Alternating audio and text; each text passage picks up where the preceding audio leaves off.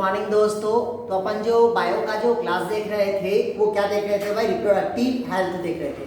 Reproductive health मतलब होता है जनसंख्या नियंत्रण, या उसी को कहते हैं जनन स्वास्थ्य कहते हैं। तो जनन स्वास्थ्य में से मैं जो पढ़ाने जा रहा हूँ आज मोस्ट इम्पोर्टेंट टॉपिक है वो है आप लोग का गर्भ निरोधक, या उसी को कहते हैं जनसंख्या नियंत्रण के उपाय। भाई 12th क्लास का अपन क्या पढ़ा रहे थे? बायो पढ़ा रहे हैं, ठीक है, बायोलॉजी। और ये बायोलॉजी में से जो चैप्टर चल रहा है वो आपका कौन सा चैप्टर है भाई? जनन स्वास्थ्य। क्या है? जनन स्वास्थ्य। इस जनन स्वास्थ्य से जो टॉपिक आज मैं पढ़ाने जा रहा हूँ वो है आपका गर्भ निरोधक। क्या है? गर्भ निरोधक, या इसी को कहते हैं अथवा बोल के जनसंख्या नियंत्रण के उपाय। क्या है आपका? जनसंख्या नियंत्रण के उपाय। तो सबसे पहले देखते हैं कि जनसंख्या नियंत्रण के उपाय। भाई देखिए, आपको पता है कि पूरे हमारे वर्ल्ड में जनसंख्या क्या हो रही है? बढ़ती जा रही है। और जनसंख्या का बढ़ना मुख्य कारण होता है अज्ञानता, मतलब अशिक्षा होना, ठीक है। क्योंकि लोग अगर शिक्षित रहते तो पॉपुलेशन क्या हो जाता? डिक्रीज रहता। लेकिन मतलब जनसंख्या क्या है? दिनों दिन बढ़ती जा रही है। तो उसको हम किस प्रकार से नियंत्रण कर सकते हैं? तो वही कहलाता है गर्भ निरोधक या जनसंख्या नियंत्रण के उपाय कहते हैं। तो देखिएगा, जनसंख्या नियंत्रण के एक उपाय किया गया था जिसको कहते हैं परिवार नियोजन। क्या कहते हैं भाई? परिवार नियोजन। परिवार नियोजन मतलब क्या कहता है कि गवर्नमेंट एक योजना चलाती है जिसमें जो मेल को और फीमेल को क्या करते हैं? ऑपरेशन किया जाता है, जिसे ऑपरेशन करने के बाद क्या होता है? बच्चा नहीं होता। वो कहलाता है आपका परिवार नियोजन। परिवार नियोजन मतलब ये कहता है कि हम दो और हमारे एक, मतलब ये हमारे पापा और ये हमारे मम्मी, उसके बच्चा पैदा हुए हम, तो कहता है हम दो हमारे, मतलब मम्मी पापा दो लेकिन उसके बच्चे हो कितना? बोलता है एक हो, तभी पॉपुलेशन क्या होगा? कम होगा। लेकिन हमारे इंडिया में छत्तीसगढ़ में क्या चल रहा है? हम दो हमारे 5 या 10, तो पॉपुलेशन दिनों दिन क्या हो रहा है? बढ़ती जा रही है। भाई स्वाभाविक है, जब पॉपुलेशन बढ़ेगा तो खाने पीने का जो चीज होगा वो ऑलरेडी क्या होगा? कम होगा। क्यों कम होगा? क्योंकि इसके उत्पादन क्या होगी? कम होते जाएगी। क्यों? क्योंकि जिस जगह पे उत्पादन करते उस जगह पे हम घर बना दे रहे हैं, तो उत्पादन की क्षमता उससे क्या हो रहा है? कम हो रहा है। लेकिन जनसंख्या क्या हो रहा है? वृद्धि हो रहा है। मतलब कुछ आने वाले दिन में ऐसा हो जाएगा कि एक दूसरे को क्या करेंगे? लोग मारने लगेंगे, ठीक है। तो क्यों ना उसको अभी से सतर्क रहे ताकि उस जनसंख्या को हम क्या कर सकते हैं? कम कर सकते हैं। क्लियर हुआ? तो आपको पता है कि अगर आपके घर में एक बच्चा रहेगा, उस बच्चे को आप अच्छे से क्या कर सकते हैं? पालन पोषण कर सकते हो, ठीक है। और उसके पूर्ण रूप से क्या कर सकते हो? उसको शिक्षा प्राप्त कर सकते हो, क्योंकि आपको पता है कि शिक्षा की महंगाई क्या हो रही है? बढ़ती जा रही है। तो यही कहता है भाई जनसंख्या नियंत्रण करने का बहुत सारे क्या होते हैं? उपाय होते हैं। इसमें से कुछ राष्ट्रीय प्रयास भी किए गए हैं। क्या किए हैं? कुछ राष्ट्रीय प्रयास किए गए हैं। राष्ट्रीय प्रयास मतलब ये होता है कि नेशनल लेवल से भी इसको कंट्रोल करने का कोशिश किया गया है, ठीक है। जो कुछ मात्रा में क्या हुआ? सही साबित हुआ। जैसे कि पहला कहता है, पहला इसका जो नियंत्रण में था, कहता है परिवार में बच्चों की जन्म दर पर नियंत्रण रखना। क्या कहता है? पहला, परिवार में बच्चों के जन्म दर पर नियंत्रण रखना। किसमें भाई?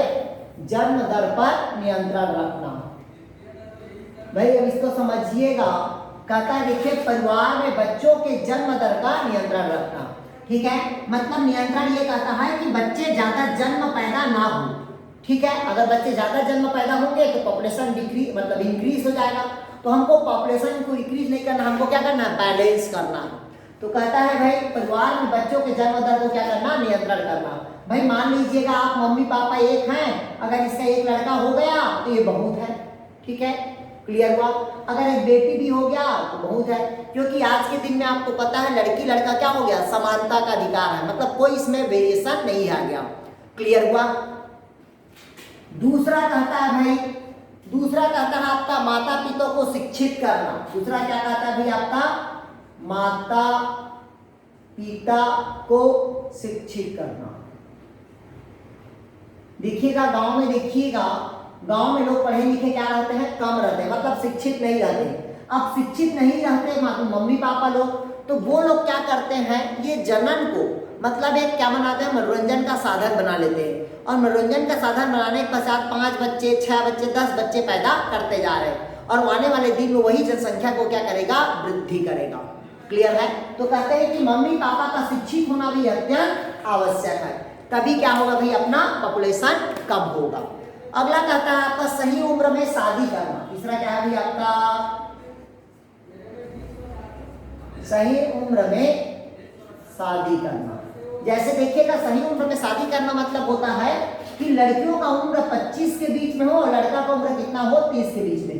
ये सही उम्र है शादी का, ठीक है। लेकिन गवर्नमेंट हमारा कहता है कि लड़की 18 साल की और लड़का 21 साल का, 30 बीच में भी क्या कर दो, बोलता है शादी कर दो। क्लियर है? लेकिन अगर हम अपने हिसाब से बताएं तो 25 और 30 क्या होता है, शादी का सही उम्र है, ठीक है। क्योंकि आपको एक बच्चा लेना है या 2 बच्चे लेना, उससे ज्यादा नहीं लेना, लेकिन हम चाहते हैं एक ही बच्चा हो। क्लियर है? क्योंकि आपको पता है कि हम तो अभी शादी किए हैं, ठीक है। मतलब क्या होता है भाई, सही उम्र का शादी करना, मतलब एक सही उम्र में क्या करना चाहिए भाई, शादी करना चाहिए। क्लियर हुआ?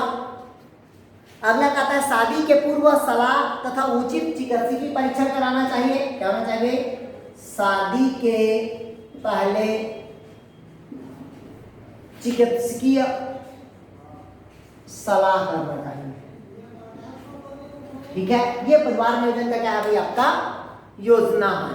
फिर कहता है आपका 2 बच्चों के बीच अंतराल रखना चाहिए। क्या करना चाहिए भाई, 2 बच्चों के बीच अंतराल रखना चाहिए। क्या रखना चाहिए, अंतराल। अंतराल मतलब जैसे कि मान लीजिए एक बच्चा हुआ और ये बच्चा 2 साल का हो गया, तभी दूसरा बच्चा लो भाई, मतलब इसके बीच में क्या होना चाहिए, गैप होना चाहिए। ऐसा नहीं कि 6 महीना, 7 महीना, 8 महीना या हर साल एक बच्चा लेते जा रहे हो, ठीक है। ये क्या कर रहा है, पॉपुलेशन को इंक्रीज कर रहा है, ठीक है। माँ को स्वस्थ एवं पोषण को उचित आहार देना चाहिए। भाई मम्मी मान लीजिएगा प्रेग्नेंट है, तो उस समय क्या करना चाहिए, उसको सही पोषण को प्राप्त होना चाहिए, ताकि बच्चे क्या हो, हष्ट पुष्ट हो, ताकि बच्चे को किसी भी प्रकार का बीमारी से ग्रसित ना हो, ठीक है। फिर कहता है भाई 1 या 2 बच्चे होने के पश्चात बंधियाकरण कर देना चाहिए। कितना बच्चा भाई, 1 या 2 बच्चे होने के पश्चात उसको क्या कर देना चाहिए, बंधियाकरण करना चाहिए। मतलब बंधियाकरण मतलब क्या कर देना चाहिए, उसकी स्टेरिलिटी कर दिया जाता है, ठीक है। ये हो गया क्या भाई आपका जनसंख्या नियंत्रण के उपाय हो गया। अब देखते हैं जनसंख्या नियंत्रण के कुछ और इसके उपाय होते हैं, ठीक है, या कुछ विधियां अपनाई जाती हैं। इसमें पहला विधि देखते हैं, हार्मोनल विधियां देखते हैं। ये सब जनसंख्या नियंत्रण के उपाय हैं। क्लियर हुआ?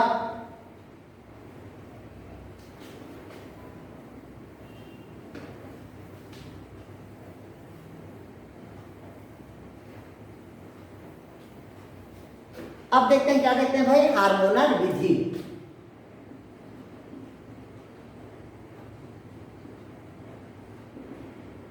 ये देखिएगा हार्मोनल विधि। हार्मोनल विधि मतलब होता है हार्मोन्स होता है, क्योंकि आपको पता है कि कुछ ऐसे हार्मोन्स आता है जिसको ओरल के माध्यम से हम क्या करते हैं, लेते हैं। जैसे कि टैबलेट है।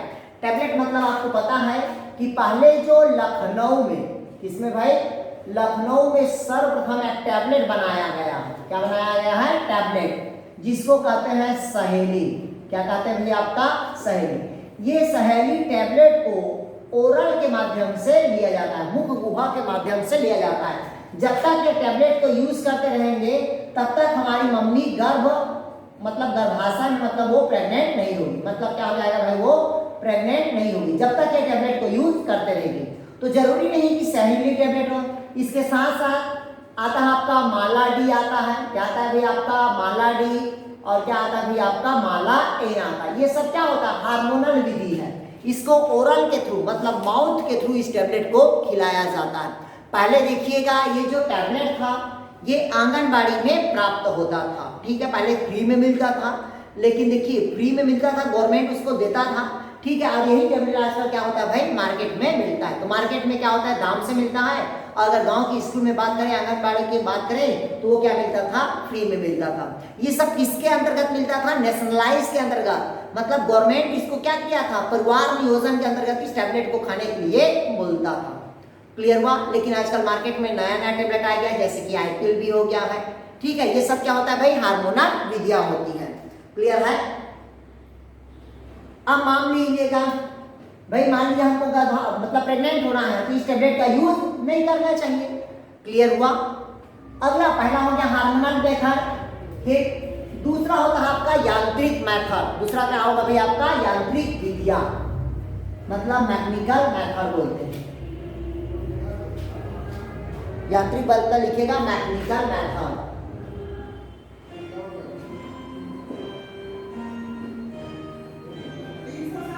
इधर देखिएगा मैकेनिकल मेथड मतलब यांत्रिक विधियां।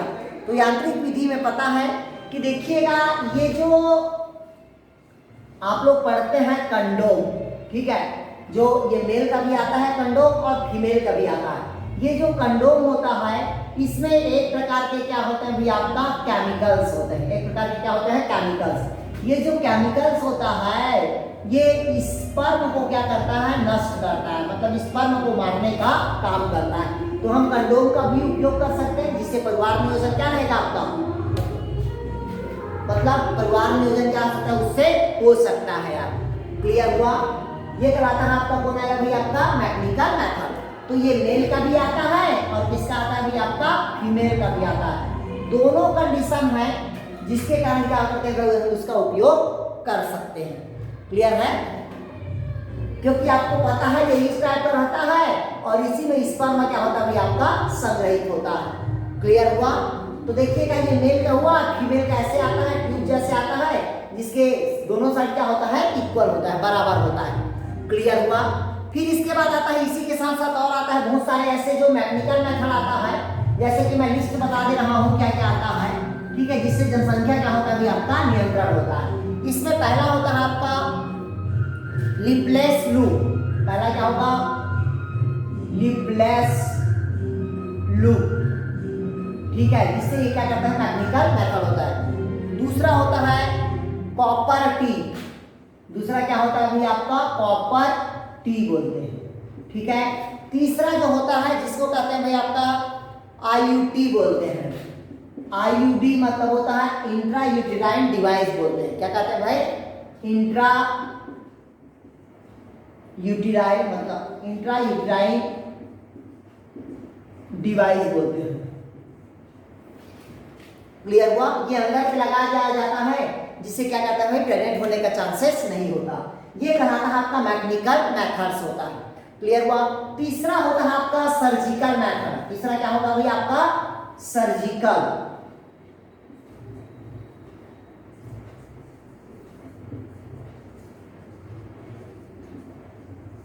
तीसरा क्या होता मेथड होता है भाई? सर्जिकल मेथड, मतलब सर्जिकल विधियां होती है। ये जो सर्जिकल विधि होती है, इसमें क्या कहते हैं? इसको नसबंदी कहा जाता है। क्या कहा जाता है भाई? आपका नसबंदी कहा जाता है। और ये जो नसबंदी होता है, ये किसमें होगा? मेल को भी होता है और किसको होता है भी? आपका फीमेल को भी होता है। क्लियर हुआ? ये तीसरा कौन होगा आपका? Surgical method. अब देखते हैं इसी जो नसबंदी को कैसे किया जाता है, उसको देखिएगा, ठीक है। तो जो नसबंदी होता है वो दोनों में होता है, मेल में भी होगा और किसमें होगा भी? आपका फीमेल में होता है। बट मेल में जो ऑपरेशन होता है उसको कहते हैं वेस्कोटॉमी। मेल को क्या कहते हैं यहाँ पर? वेस्कोटॉमी, ठीक है। वेस्कोटॉमी कैसे होता है? ये होता है टेस्टिस होगा। क्या होगा भाई? आपका टेस्टिस। ये जो आपको दिख रहा है, क्लियर है, ये रिप्रोडक्टिव ऑर्गन है मेल का, ठीक है। ये वृषण है मतलब टेस्टिस है। इसी को काट के क्या कर देते हैं? अलग कर देते हैं, ठीक है। इस प्रकार से क्या कर देते थे भाई? काट देते थे, ठीक है। जब काट देते हैं दोनों तरफ को, तो लड़के में जो ऑपरेशन होता है नसबंदी, उसको क्या कहते हैं? वेस्कोटॉमी कहते हैं। क्लियर हुआ? उसी प्रकार से जो फीमेल में होता है, फीमेल में होता है आपका ट्यूबोक्टॉमी होता है। फीमेल में क्या होता है भाई? ट्यूबोक्टॉमी होता है। फीमेल में क्या होगा भाई? ट्यूबोक्टॉमी होगा। तो फीमेल में ट्यूबोक्टॉमी मतलब देखिएगा, ये क्या होता है भाई? आपका गर्भाशय होगा। ये जो रहता है, ये कहलाता है आपका फैलोपियन ट्यूब आपका। क्या कहलाएगा भाई? Fallopian tube. तो ये जो फैलोपियन ट्यूब होता है, इसी को क्या कर देते थे? ऐसे काट देते थे। जब फीमेल को काटते थे उसको कहते हैं ट्यूबोक्टॉमी करते हैं। क्या कहते हैं भाई? आपका ट्यूबोक्टॉमी करते हैं। क्लियर है? इसी को अपन कहते हैं नसबंदी। पहले काटते थे, ठीक है, काटते थे उसको क्या कहते थे? फीमेल में ट्यूबोक्टॉमी और मेल में क्या कहते हैं? वेस्कोटॉमी। लेकिन आजकल काटने की बजाय उसको बांध दिया जाता है। देखिए कैसे बांधते हैं, ये मान लीजिएगा क्या हमारा भाई वेस्कोटॉमी है, ठीक है। ये एक लंबी ट्यूब है, ऐसे पकड़ते हैं और डॉक्टर लोग आजकल इसको क्या करते हैं? इस प्रकार से ऐसे खींच देते हैं, मतलब बांध देते हैं इस प्रकार से। जब आपको जरूरत रहेगा तब उसको हम क्या कर सकते हैं? खुलवा सकते हैं। तो अगर मेल में हुआ तो क्या कहलाएगा? ये वेस्कोटॉमी, और फीमेल में हुआ तो क्या कहलाएगा? ये ट्यूबोक्टॉमी। जब आपको बच्चे की जरूरत है तब इसको आप क्या कर सकते हैं? ओपन करा सकते हैं इस प्रकार से। क्लियर हुआ? ये कहलाता है आपका क्या कहलाएगा भाई? सर्जिकल मेथड्स होता है। क्लियर हुआ? फिर चौथा जो होता है आपका, चौथा होता है आपका चिकित्सकीय या गर्भ समापन बोलते हैं। चौथा क्या बोलते हैं आपका? चिकित्सकीय या गर्भ समापन बोलते हैं इसको। अगला देखते हैं चिकित्सकीय या गर्भ समापन बोलते हैं। ये जो गर्भ समापन मतलब होता है कि जो गर्भाशय रहता है उसको क्या कर देते हैं? निकलवा दिया जाता है, ठीक है। जब गर्भाशय को निकाल दिया जाता है तो वो कहलाता है गर्भ समापन, मतलब ऑपरेशन करा दिया जाता है। और ऑपरेशन में क्या करते हैं? जो यूट्रस रहता है उसको क्या कर देते हैं? बाहर निकाल दिया जाता है, ठीक है। आपको पता है कि बहुत अगर छोटे से उम्र में शादी कर देते हैं और जल्दी बच्चा हो जाता है तो बाद में गर्भाशय में क्या होता है? प्रॉब्लम आता है। बोलते हैं कि यूट्रस में क्या हो गया? कैंसर हो गया है, ठीक है। तो सही उम्र में क्या करना चाहिए? आपको शादी करना चाहिए, ठीक है। ये कहलाता है आपका चिकित्सकीय समापन होता है, ठीक है। जिसमें प्रेगनेंसी क्या होता है? इसमें नहीं होता। डायरेक्ट यूट्रस को क्या करते हैं? इसमें ट्रांसफर कर दिया जाए, मतलब निकाल दिया जाता है, ट्रांसफर। जब इसको निकाल दिया जाता है तो जो फर्टिलाइजेशन होता है वो गर्भाशय में नहीं आ पाता, डायरेक्ट क्या हो जाता है? वो रिलीज हो जाता है, ठीक है। इसके और होता है आपका एक छठवां होता है जिसको कहते हैं आउटसाइड। ये तो हो गया पांचवा चिकित्सकीय गर्भ समापन। छठवां बोलते हैं जिसको कहते हैं बहिर्वीर्य निक्षेपण। क्या बोलते हैं छठवां को? बहिर्वीर्य निक्षेपण। मतलब ये कहता है बहिर्वीर्य निक्षेपण मतलब कि रिप्रोडक्शन का प्रोसेस हुआ, मतलब सेक्सुअल रिप्रोडक्शन का प्रोसेस हुआ, बट स्पर्म जो निकलने वाला रहता है उस दौरान क्या करते हैं भाई? पेनिस को बाहर कर देते हैं। उस दौरान पेनिस को क्या कर देते हैं भाई? बाहर कर देते हैं।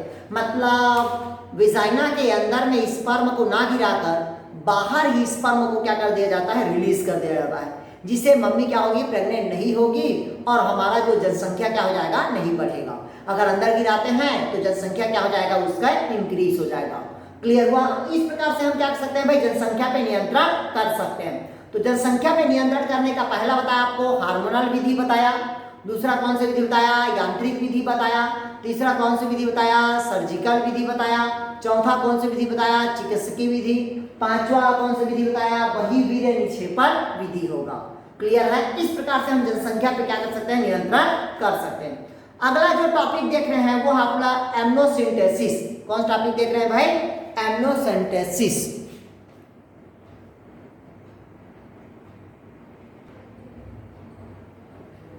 ये देख रहे थे, क्या देख रहे थे भाई?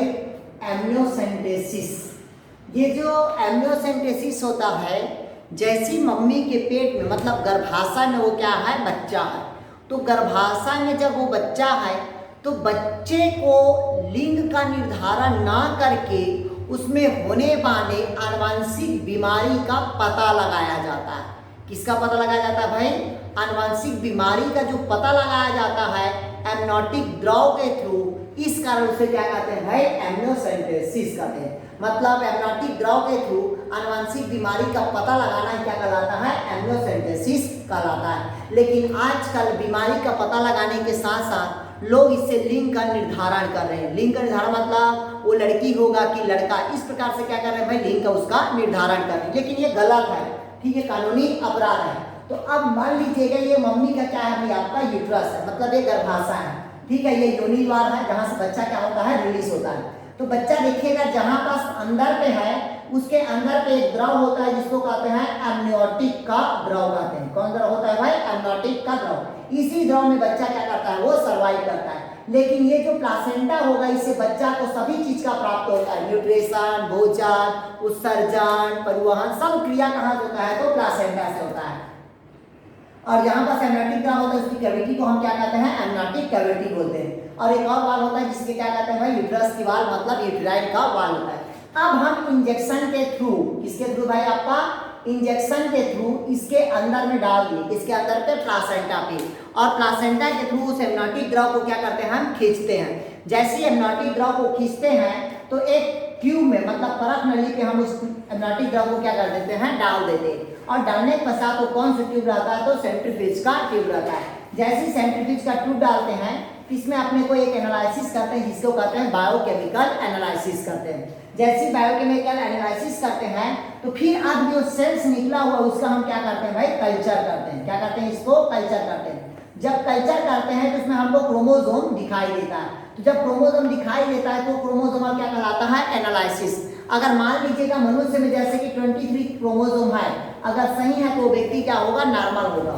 अगर मान लीजिए 23 की जगह कितना होगा आपका, 22 पेयर रहेगा, तो वो कंडीशन क्या होगा, एबनॉर्मल। तो यही जो आनुवंशिक बीमारी का जो पता लगाया जाता है वो कहलाता है एम्नियोसेंटेसिस कहलाता है। लेकिन लोग आजकल बीमारी का पता ना लगा के इसमें लिंग का निर्धारण कर रहे हैं, लड़की होगा कि लड़का, ठीक है। फिर इसी कल्चर में अपन क्या कर सकते हैं, बायोकेमिकल एनालिसिस करते हैं, ठीक है। तो इसके आगे का अपन कल पढ़ाएंगे। जो आप लोग का जो टॉपिक है, लैंगिक रूप से संचारित होने वाले रोग, मतलब ये जनन स्वास्थ्य से संबंधित कौन कौन सा आनुवंशिक रूप से बीमारी होता है, ठीक है। ओके दोस्त, थैंक यू।